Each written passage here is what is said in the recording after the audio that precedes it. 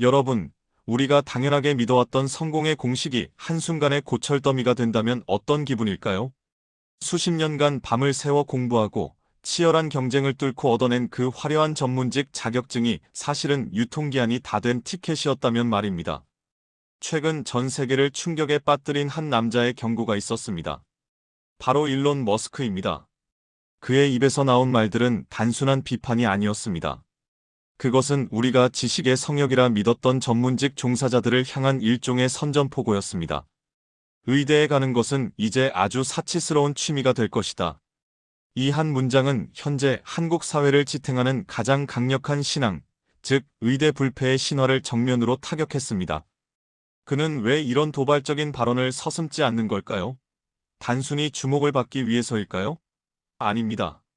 그는 지금 우리가 보고 있는 세상의 뒷면, 즉 기계지능이 인간의 숙련도를 압도하는 그 임계점을 먼저 목격했기 때문입니다. 머스크가 제시한 타임라인은 생각보다 훨씬 촉박합니다. 불과 3년입니다. 그가 이끄는 테슬라의 휴머노이드 옵티머스가 대량 생산 체제에 돌입하는 순간 수술실의 주권은 인간에게서 기계로 넘어갈 것이라고 그는 단언합니다. 3년이라는 시간은 지금 의대 문턱을 넘은 신입생들이 해부학 실습조차 제대로 끝내기 전에 짧은 찰나입니다. 우리는 흔히 신의 손이라 불리는 외과 의사의 숙련도를 경외합니다. 하지만 머스크의 시선은 냉혹합니다. 아무리 베테랑 의사라도 인간인 이상 피로를 느끼고 감정에 휘둘리며 신체적 한계에 부딪힙니다. 10시간이 넘어가는 대수술에서 단 1mm의 오차도 허용하지 않는 집중력을 유지하는 것, 그것은 생물학적 인간에게는 불가능에 가까운 도전입니다. 하지만 로봇은 다릅니다. 지치지 않는 강철의 파일 수억 개의 수술 데이터를 실시간으로 동기화하는 뇌, 그리고 인간이 인지할 수 없는 미세한 떨림조차 스스로 보정하는 제어 시스템. 머스크는 묻습니다. 당신의 생명이 달린 수술대 위에서 당신은 전날 잠을 설친 의사의 직관을 믿겠는가? 아니면 단 한 번의 실수도 허용하지 않는 알고리즘의 무결성을 믿겠는가? 물론 학계의 반발도 거셉니다. 인체의 복잡성은 로봇 청소기가 다니는 거실 바닥과는 차원이 다르다는 논리죠. 하지만 머스크는 이를 데이터와 제어의 문제로 치부합니다. 이미 무형의 정보를 다루는 사무직 업무의 절반이 AI에게 점령당했듯이 이제 실체 있는 물질을 다루는 영역조차 옵티머스라는 병기에 의해 재편될 것이라는 뜻입니다. 더욱 섬뜩한 것은 한국을 향한 그의 시선입니다. 머스크는 한국을 향해 단순한 조언을 넘어선 문명적 사형 선고를 내렸습니다. 그가 지목한 한국의 진짜 적은 외부에 있지 않습니다. 바로 우리 내부에서 급격히 진행 중인 인구 붕괴입니다. 한국은 인구 소멸로 자폭하는 세계 최초의 국가가 될 것이다. 이 말은 차가운 통계가 증명하는 비극입니다. 작년 합계 출산율 0.7, 서울 0.58, 인류 문명을 유지하기 위한 최소치인 2.1의 4분의 1 수준입니다. 머스크는 이 현상을 아주 뼈아픈 비유로 묘사했습니다. 아기 기저귀보다 노인용 기저귀가 더 많이 팔리는 시점, 그 나라는 이미 죽음의 문턱에 들어선 것이다. 실제로 우리 주변을 돌아보십시오. 예전엔 아이들의 재롱잔치로 시끌벅적했던 유치원 자리에 요양병원이 들어서고 있습니다. 산부인과가 사라진 거리에는 장례식장 화환이 즐비합니다. 머스크는 이런 흐름이 가속화되면 결국 한국은 보행기를 탄 노인들만 가득한 거대한 실버타운이 될 것이며 그때가 되면 북한은 총 한 발 쏘지 않고도 이 땅을 차지하게 될 것이라는 파격적인 경고까지 서슴지 않았습니다. 유모차 대신 반려견 유모차가 거리를 메우는 풍경을 보며 우리가 느끼는 그 막연한 불안감, 머스크는 그것을 지능의 총합과 생산 능력의 증발이라고 정의합니다. 그가 로봇에 광적으로 집착하는 이유도 여기 있습니다.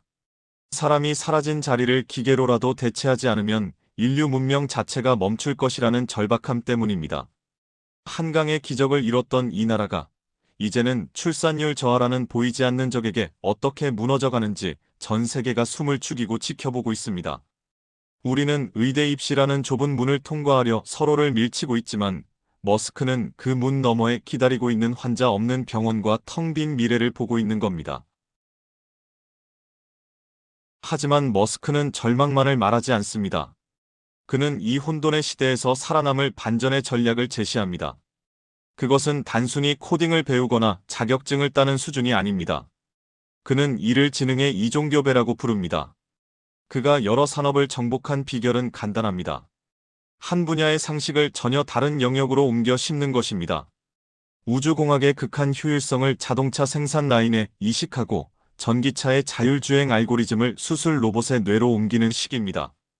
이제 한 우물만 파는 단일 전공 전문가는 기계지능의 먹잇감이 될 뿐입니다.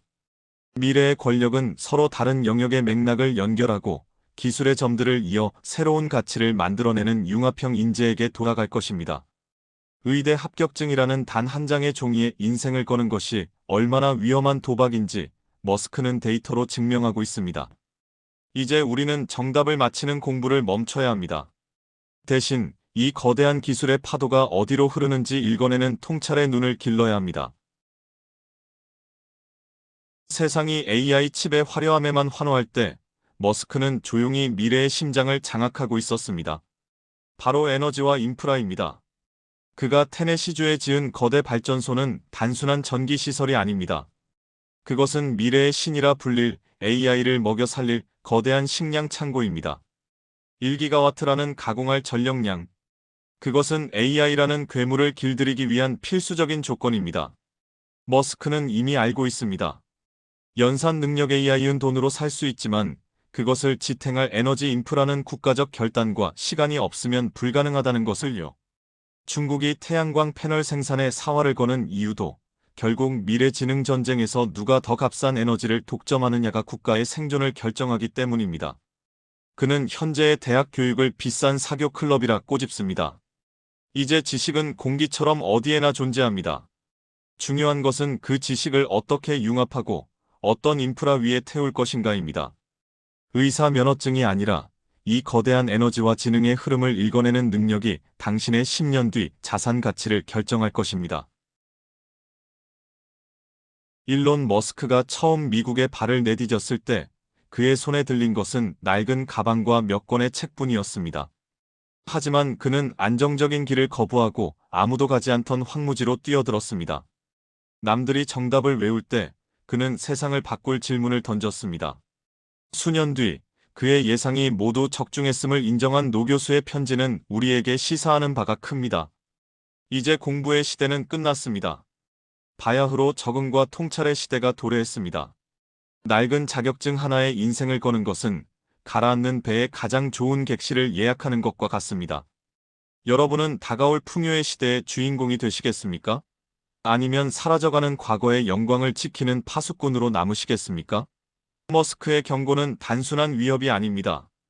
그것은 우리에게 생존의 문법을 다시 쓰라는 마지막 기회입니다. 거대한 리셋의 순간이 다가오고 있습니다. 당신의 나침반은 지금 어디를 가리키고 있습니까? 영상이 도움이 되셨다면 좋아요, 구독 눌러주시고 여러분들의 의견도 댓글로 남겨주세요.